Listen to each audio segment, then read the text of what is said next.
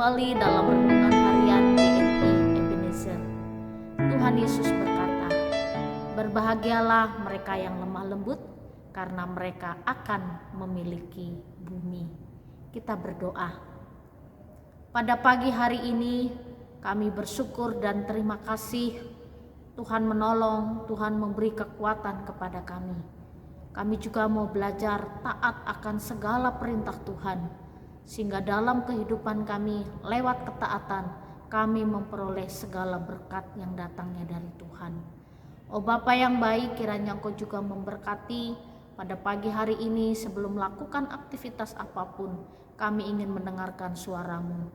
Dan biarlah lewat firman-Mu pagi ini juga mengingatkan kepada kami akan satu kebenaran hidup yang harus kami lakukan dalam kehidupan kami. Dan biarlah kebenaran hidup itu juga menjadi prinsip hidup kami.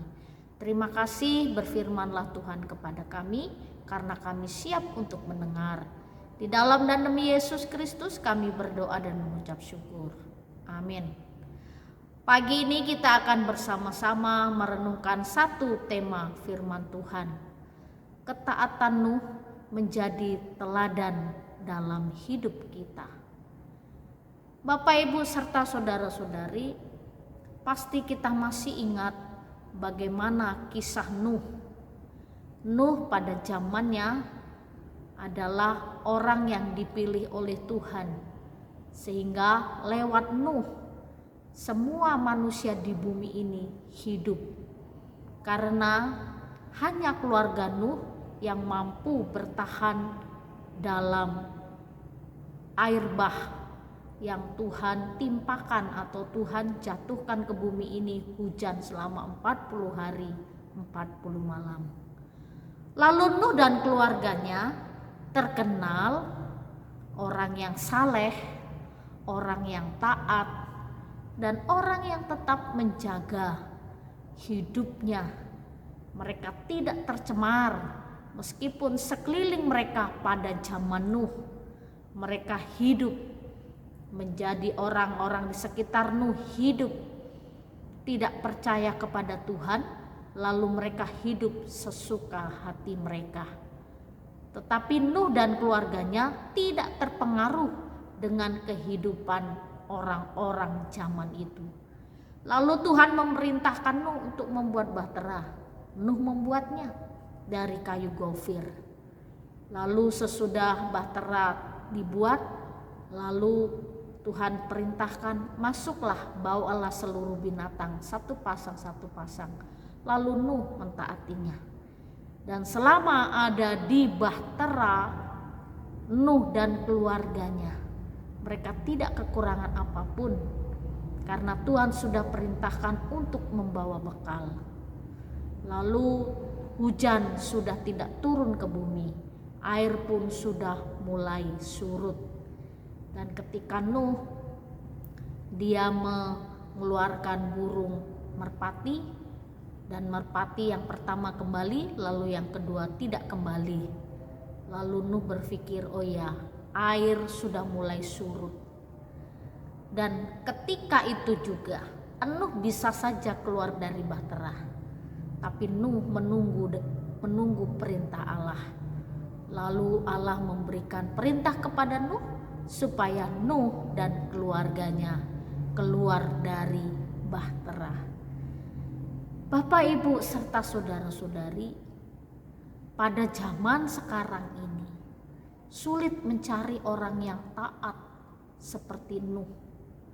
Pada zaman ini juga sulit mencari keluarga-keluarga yang kompak, bersatu.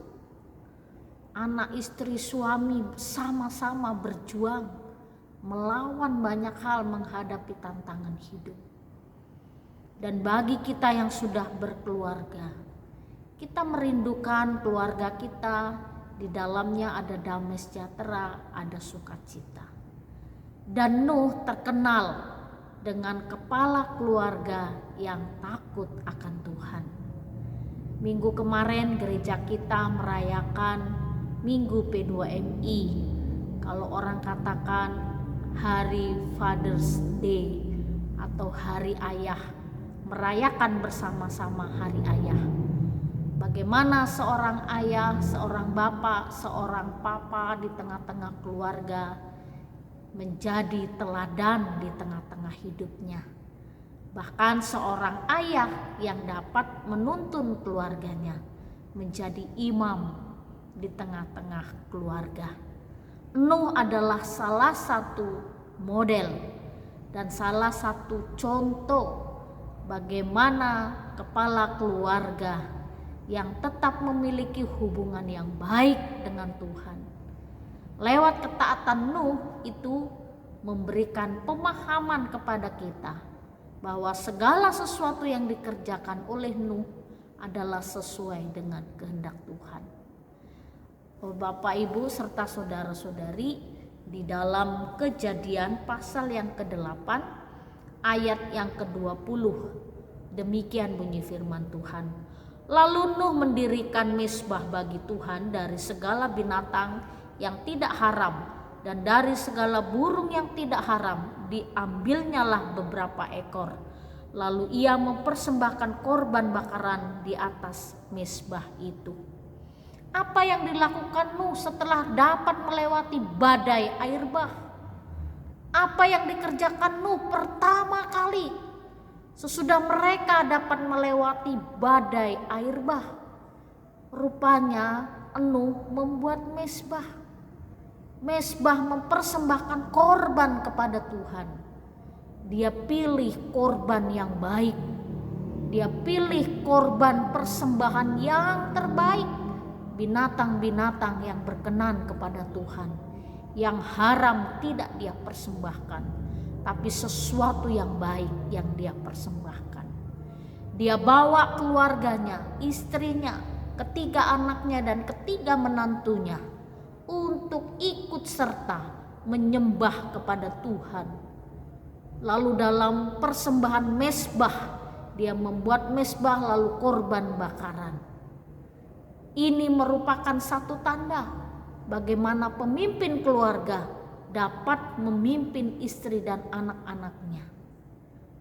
Bapak, Ibu, serta saudara-saudari, setiap istri dan anak-anak merindukan seorang ayah yang takut akan Tuhan. Seorang ayah yang memiliki hubungan yang baik dengan Tuhan. Dan seorang ayah yang memiliki relasi yang baik dengan Tuhan. Sehingga segala hal yang dialami di tengah-tengah keluarga, bahtera rumah tangga, perahu yang kita sedang sama-sama perjuangkan, maka keluarga kita akan memperoleh kekuatan. Karena seorang nahkoda memiliki hubungan yang baik dengan Tuhan yang benar. Jadi Bapak, Ibu, serta saudara-saudari, mari kita para istri dukung para suami untuk menjadi ayah dan bapak teladan di tengah-tengah keluarga kita. Mari kita sebagai anak-anak taatilah kata-kata ayahmu dan nasihat ayahmu supaya kita satu keluarga terselamatkan dari segala keadaan apapun. Dan mari kita belajar untuk tetap mengucap syukur. Seperti Nuh bersyukur sudah dapat melewati badai. Dan persoalan bisa terjadi di tengah-tengah keluarga kita. Ketika menghadapi persoalan, mari berdoa bersama. Dan sesudah melewati badai persoalan, mari kita bersyukur bersama. Kiranya Tuhan menolong kita untuk membangun rumah tangga kita menjadi rumah tangga yang diberkati oleh Tuhan. Mari kita berdoa. Terima kasih untuk firman-Mu pagi ini yang mengingatkan kepada kami bahwa Nuh menjadi teladan hidup orang-orang yang benar, menjadi contoh, menjadi model. Kami mohon pertolongan-Mu supaya kami juga bisa mentaati segala perintah Tuhan dalam hidup kami. Berkati para suami menjadi kepala rumah tangga supaya mereka menjadi teladan di tengah-tengah hidup kami. Terima kasih ya Tuhan. Di dalam dan demi Yesus Kristus kami berdoa dan mengucap syukur. Amin. Selamat pagi, Tuhan Yesus.